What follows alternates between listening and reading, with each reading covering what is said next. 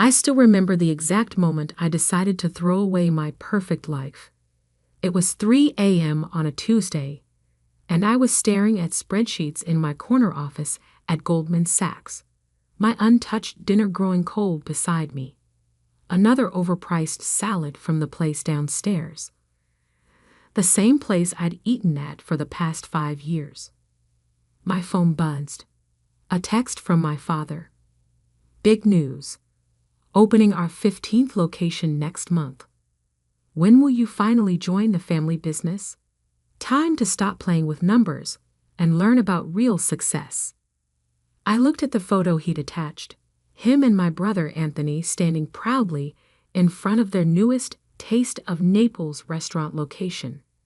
The same posed shot, the same forced smiles, the same mediocre Italian food that had somehow built my family's restaurant empire. Instead of responding, I took a bite of my cold salad and grimaced. Even bad Italian food would be better than this. My name is Sophia Russo, and I was living every Italian-American family's dream. Senior investment banker at Goldman Sachs at 28, making 7 figures a year, with a corner office overlooking Manhattan. My father should have been proud.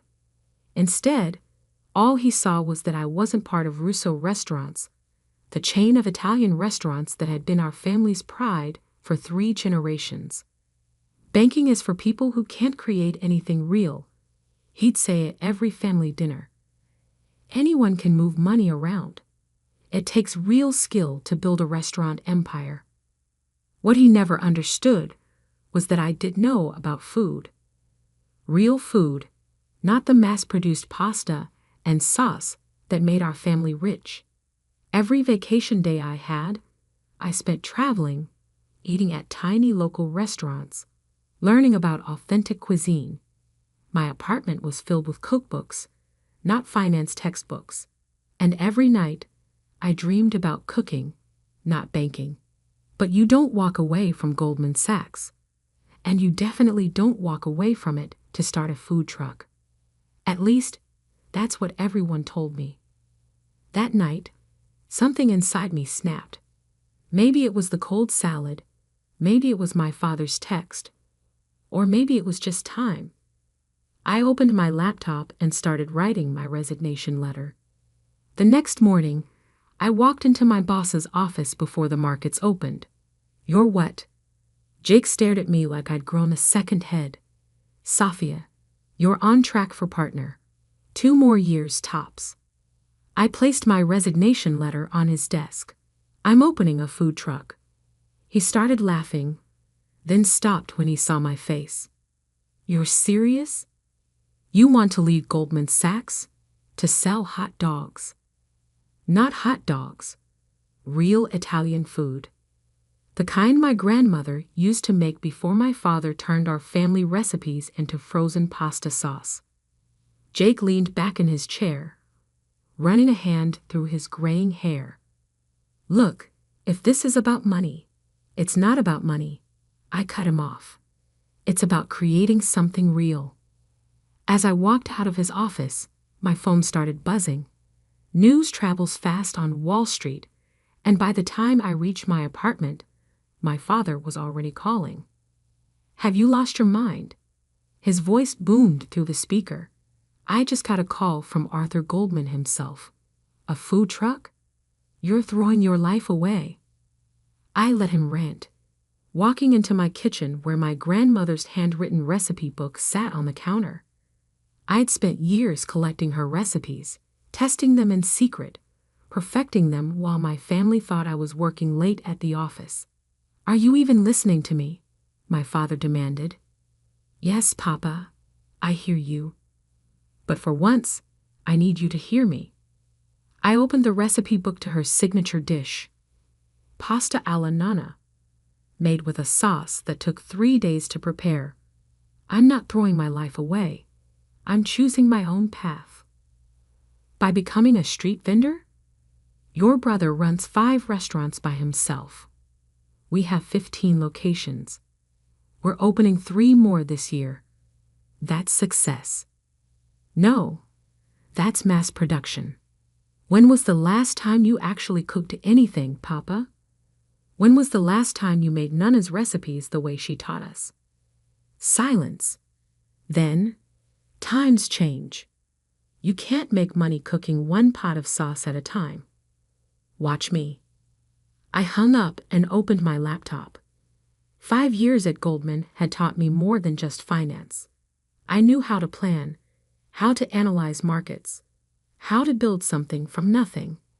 I'd helped launch million-dollar companies with less planning than I was putting into my food truck. First step, I emptied my savings account. $200,000, enough to buy a top-of-the-line food truck and have operating capital for a year. Next, I pulled up the business plan I'd been working on in secret for months. Nana's Kitchen. Authentic Italian street food, made fresh daily, using recipes that hadn't been changed for mass production. My phone kept ringing. My brother Anthony, my mother, my aunts and uncles. Everyone had an opinion about my mental breakdown. I ignored them all and started making calls of my own. By sunset, I'd found the perfect truck, a barely used kitchen on wheels that I could customize. By midnight, I'd secured all the necessary permits and licenses, and by dawn, I'd mapped out every food truck location in Manhattan, analyzing foot traffic patterns, lunch crowds, and competition. 1 week later, I stood in front of my shiny new food truck, now painted in deep red with Nana's Kitchen written in gold script. Inside was a fully equipped kitchen, better than what most restaurants had. My grandmother's recipe book sat on the counter, ready to guide me. "You're really doing this?" I turned to find my mother standing there, looking worried. She was holding a container of what smelled like my father's mass-produced marinara sauce. "I thought you might need this," she said, holding out the container. "For emergencies." I shook my head. "No emergencies, Mama. Only real food." I opened my grandmother's recipe book. Remember how Nana used to spend 3 days making her sauce? How the whole house would smell like basil and garlic? That was before we had 15 restaurants to run. She sighed. "Safia, your father built an empire by taking Nana's recipes and turning them into fast food." I started preparing for my first day, laying out fresh ingredients I had bought at dawn from local markets. He built what he wanted. Now it's my turn. She left without another word, taking her container of sauce with her. I watched her walk away, then turned back to my preparations. My first customers would be arriving in 2 hours. I'd love to say my first day was a tremendous success, that people lined up around the block for my authentic Italian food. The reality? I served exactly 12 customers, made $157, and had enough leftover food to feed an army. But those 12 customers, they came back the next day, and they told their friends. By the end of the first week, I had a small but loyal following. Office workers who were tired of the same chain restaurant lunches. Food enthusiasts who appreciated real Italian cuisine. People who could taste the difference between sauce that took 3 days to make and sauce that came from a factory. My father kept tabs on me through others, never visiting himself, but always asking about my little experiment. My brother Anthony drove by once, smirking when he saw me working alone in my truck. "Have fun playing chef," he called out. "When you're ready to admit this was a mistake, your office at Russo Restaurants is waiting." I ignored them all and focused on my food. Every morning, I woke up at 4 a.m. to start preparing. Every ingredient was fresh, every dish made to order. My customers didn't just get food. They got stories about the recipes, about my grandmother, about real Italian cooking. 3 months in, something unexpected happened. A food blogger discovered me. Her review went viral. Forget everything you know about Italian food trucks. Forget everything you know about Italian restaurants. Nana's Kitchen is serving the most authentic Italian food in New York, and they're doing it from a truck. The next day, the line stretched around the block. I sold out by 1 p.m. Then came the write-up in the New York Times food section. Then Eater. Then Bon Appetit. Suddenly, my little experiment wasn't so little anymore. I needed help. I hired 2 assistants, then 4. I added a second truck, then a third, each one serving the same authentic recipes, made fresh every day. 1 year after leaving Goldman Sachs, I had a fleet of 5 trucks and a central kitchen where we prepared our sauces and fresh pasta. My revenue was approaching $2 million annually, small compared to Russo restaurants, but every dollar earned without compromising quality. I was working harder than I ever had at Goldman, putting in 16-hour days, but for the first time in my life, I was creating something real, something that would have made my grandmother proud. Then came the day that changed everything. I was working in one of my trucks when I overheard 2 customers talking about Russo restaurants, about how the quality had gone down, about how the newest locations were struggling, about rumors of financial troubles. That night, I did what any good investment banker would do.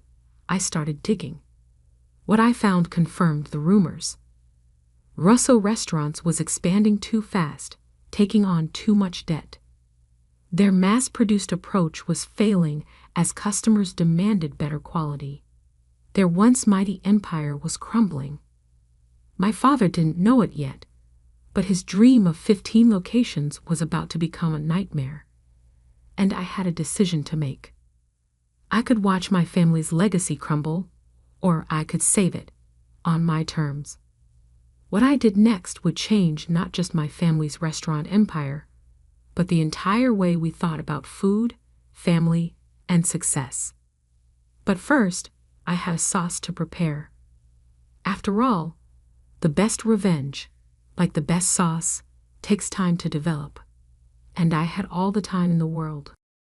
The numbers didn't lie. Russo Restaurants was in serious trouble. Sitting in my small office above our central kitchen, surrounded by the aroma of slowly simmering sauce, I reviewed the financial reports I'd gathered. The empire my father had built was drowning in debt, bleeding customers, and running out of time. 5 new locations opened in the past year, each one performing worse than the last. Food costs skyrocketing because of their bulk buying contracts, customer satisfaction scores plummeting, and worst of all, a $50 million loan coming due in 6 months that they couldn't possibly pay. My phone buzzed. A text from Anthony. "Hey sis, how's the food truck life? Still playing chef?" I looked at the expansion plans spread across my desk, not just plans for more trucks, but for something bigger. Something that would change everything. Actually, I typed back, "I'm thinking about expanding. Want to get coffee?" We met at a small Italian cafe, not one of our family's restaurants. Anthony showed up in his designer suit, reeking of expensive cologne and desperation. He didn't know I could smell the fear on him. "So," he smirked, stirring his cappuccino, finally ready to admit this food truck thing was a phase. "Your office is still empty." I took a sip of my espresso, properly made, unlike the automated machines in his restaurants. "Actually, I want to talk about Russo Restaurants. Specifically, about the Bronx location's 42% drop in revenue last quarter." His cup clattered against the saucer. "How did you? Or the 3 health code violations at the Brooklyn location? Or maybe the $50 million loan that's coming due?" I pulled out a folder. "I may have left Wall Street, Anthony, but I didn't forget how to read financial statements. You've been spying on us? Public records, brother. Amazing what you can find when you know where to look. I leaned forward. You're in trouble. Big trouble. He deflated slightly, his arrogance cracking. Papa says we can handle it. We just need to cut costs, maybe close a few locations. You need $50 million in 6 months, and your credit is maxed out. Cost cutting won't save you. I opened the folder, sliding over a proposal I'd spent weeks preparing. But I can. You? He laughed, but it sounded hollow. With what? Food truck money. With Nana's legacy fund. His laughter stopped. Never heard of it. You wouldn't have. I created it 3 months ago, using my Goldman Sachs connections. It's a private investment firm specializing in restaurant turnarounds. I watched his face as understanding slowly dawned. We have $2 billion in capital, and we're very interested in authentic Italian restaurants. Anthony's hands trembled slightly as he picked up the proposal. $2 billion. That's impossible. You've been running food trucks. I've been running food trucks, making connections, and building a reputation for quality food. Meanwhile, I've also been raising capital, analyzing failing restaurants, and preparing for this moment. I pulled out another document. This is a preliminary offer. We'll assume the debt, inject fresh capital, and restructure operations. Papa will never agree. He'd rather go bankrupt than give up control. Then you go bankrupt, and we'll buy the assets at auction. I stood up, leaving the documents on the table. You have 48 hours to discuss this with him. After that, we start buying up your debt on the secondary market. And trust me, Goldman Sachs remembers me very well. I left him sitting there, staring at the numbers that spelled the end of his world, or the beginning of a new one. That evening, my mother showed up at my central kitchen. I was in the middle of teaching new staff how to properly make Nana's sauce, just as she had taught me years ago. Your brother told us, she said quietly, watching me stir the sauce, about your investment firm, about the offer. I added a pinch of fresh basil to the pot. And your father is upset. Of course he is. His daughter who threw her life away now has the power to save or destroy his legacy. I handed her a spoon. Taste. She dipped the spoon in the sauce, and for a moment, I saw tears in her eyes. It tastes just like Mama used to make. That's because I make it exactly the way she taught us. Before Papa decided it was too expensive, too time-consuming to do it right, I turned down the heat, letting the sauce simmer. Every truck, every batch, every single day. We do it right. He's not a bad man, Sophia. He just wanted to build something big. I know, Mama, but he built it by sacrificing what made our food special. I wiped my hands on my apron. Now I'm offering to help him fix it. But it has to be my way. She nodded slowly. He wants to meet. Tomorrow night at the original restaurant. The original Russo restaurant, where it all began 40 years ago. Now a tired location in Little Italy, its once bright sign faded, its tables half empty most nights. I hadn't been there since leaving Goldman Sachs. Walking in the next evening felt like stepping back in time. The same red checkered tablecloths, the same pictures of Italy on the walls, the same menu that hadn't changed in decades. But now I could see what customers saw. A relic, not a destination. My father sat in his usual corner booth, an empty plate of pasta in front of him. He didn't stand when I approached. Investment firms. He spat the words like they tasted bad. Billions of dollars. This is how you respect our family's heritage. I slid into the booth across from him. I respect our heritage by making food the way Nana taught us. When was the last time you tasted your own sauce, Papa? Really tasted it? He pushed the plate away. We serve thousands of people every day. You can't make sauce 3 days at a time for that many people. Actually, you can. My central kitchen does it every day. Smaller batches, better ingredients, real cooking. I pulled out my proposal, and we can do it for all your restaurants. But things have to change. Change.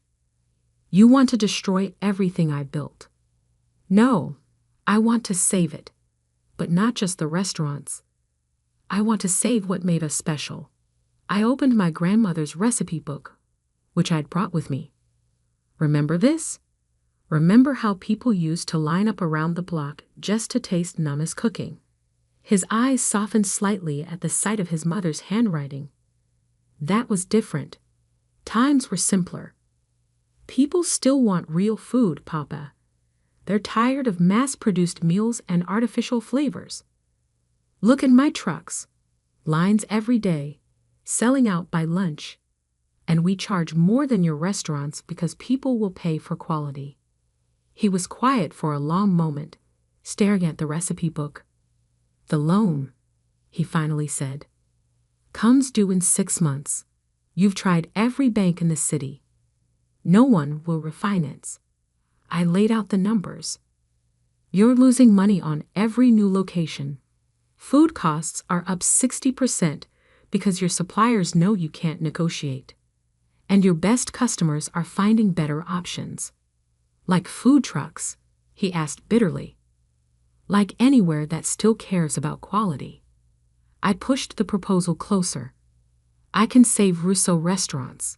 Keep the name, keep the legacy, but return to what made us great. Real Italian food, cooked with care. And I suppose you'll want to run everything. Yes. No point sugarcoating it. My firm will have controlling interest. You'll retain a significant stake, but operational decisions will be mine. He stood up abruptly, his face flushed. Never. I'll find another way. There is no other way, Papa. You have 6 months until the loan comes due. 5 months until suppliers start demanding cash on delivery. 4 months until you have to start closing locations. I stood too, matching his stance. I'm not asking for your permission. I'm offering you a choice. A choice? He laughed harshly. Between selling my life's work to my ungrateful daughter or going bankrupt. No. A choice between admitting you need help or watching everything you built get sold off piece by piece. I gathered my things. You have until Monday to decide. After that, we start buying your debt. I walked out of the restaurant, leaving him standing there among the empty tables and faded memories. Outside, one of my food trucks was parked nearby, the evening shift, serving dinner to a long line of customers. The next few days were silent. No calls from my father. No texts from Anthony. But I knew they were running the numbers. Realizing what I already knew, they had no choice. On Monday morning, my phone rang. The board wants to meet, Anthony said, his voice tight, to discuss your proposal. The meeting was set for Wednesday at their corporate headquarters, a fancy office building that had seemed so impressive when I was young. Now it just looked like another monument to prioritizing size over substance. I arrived early, dressed in chef's whites instead of a business suit. Let them see who I really was, not who they wanted me to be. The boardroom was full. My father, Anthony, the other executives who had helped build and nearly destroy our family's legacy. They all watched as I set up my presentation. But first, I had servers bring in lunch. Dishes from my food trucks, made fresh that morning. Before we discussed numbers, I said, I want you to taste something. The sauce was made exactly how Nana taught us. 3 days, fresh ingredients, no shortcuts. They ate in silence. I saw the recognition in their eyes, the memory of what our food used to taste like before mass production and cost-cutting destroyed it. My father put down his fork, wiped his mouth, and looked at me. In his eyes, I saw something I'd never seen before: respect. Now, I said, pulling up the first slide of my presentation, let's talk about how we save Russo restaurants. What happened next would change not just our family's business, but the entire way America thought about Italian food. But that's not where the story ends.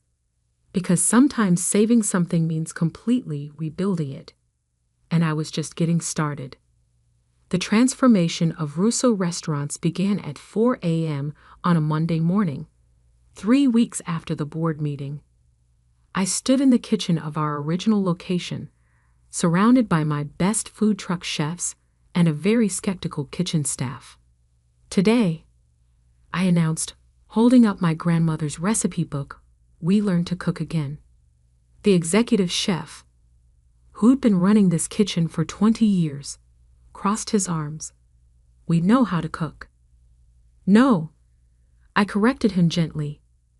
You know how to heat up pre-made sauce and boil factory pasta. Today you learn to make real Italian food. Over the next 12 hours, we made sauce the way Nana had taught me. Fresh tomatoes, not canned. Herbs picked that morning. Slow cooked, stirred by hand, tasted every hour. The kitchen staff watched, skeptical at first, then increasingly interested as the aroma filled the air. By dinner service, we had 1 batch of real sauce ready. I made an announcement to the dining room. Tonight, we're offering a special, pasta alla nonna, made from my grandmother's original recipe. Same price as our regular pasta, but limited quantity. We sold out in 2 hours. The next day, the line stretched around the block. But this was just one restaurant. We had 14 others to fix and a mountain of debt to deal with. My father, surprisingly, became my strongest ally. After that first night, after seeing customers' reactions to real food, something changed in him. He started coming to the kitchen early, watching us cook, even rolling up his sleeves to help. I had forgotten, he admitted one morning, stirring a pot of sauce, how it used to be, how Mama did it. Anthony was a harder sell. This is inefficient, he complained during a management meeting. We're spending 3 times as much on ingredients, 5 times as much on labor, and charging twice as much per dish. I cut in, sliding over the latest numbers. With full dining rooms and lines out the door. The transformation wasn't easy. We closed 3 underperforming locations, converted 2 others into training centers. I brought in my food truck teams to train restaurant staff, teaching them not just recipes, but the philosophy behind real Italian cooking. Every location got a complete makeover. Out went the checkered tablecloths and cheap wine glasses. In came elegant simplicity, open kitchens where customers could watch their food being made, wine lists curated by actual sommeliers. But the biggest change was in our central kitchen, or rather, its elimination. No more mass production. I announced 6 months into the transformation. Each restaurant makes its own sauce, its own pasta, its own everything. Fresh, daily, no shortcuts. The food critics noticed. The first review came from the New York Times. Russo Restaurants has undergone a miraculous transformation. What was once a chain of mediocre Italian restaurants has become a collection of authentic trattorias, each offering food that would make any Italian grandmother proud. Michelin stars followed. First one restaurant, then another. Our prices went up, but customers didn't complain. They were getting real food, cooked with care and passion. 1 year after taking control, we had fewer locations, but triple the revenue. The debt was paid off. Our suppliers were happy, and our staff turnover had dropped to nearly zero. Turns out people like working in kitchens that actually cook. But the real moment of triumph came during Sunday dinner at my parents' house. For the first time in years, the whole family was gathered around the table. My mother had cooked, really cooked, not just heated up pre-made food. "I have something to show you," my father said after dinner. He led me to his study, where a new frame hung on the wall next to his business awards. Inside was a food truck permit, my original one, from when I first started. "I was wrong," he said quietly, "about everything, about you."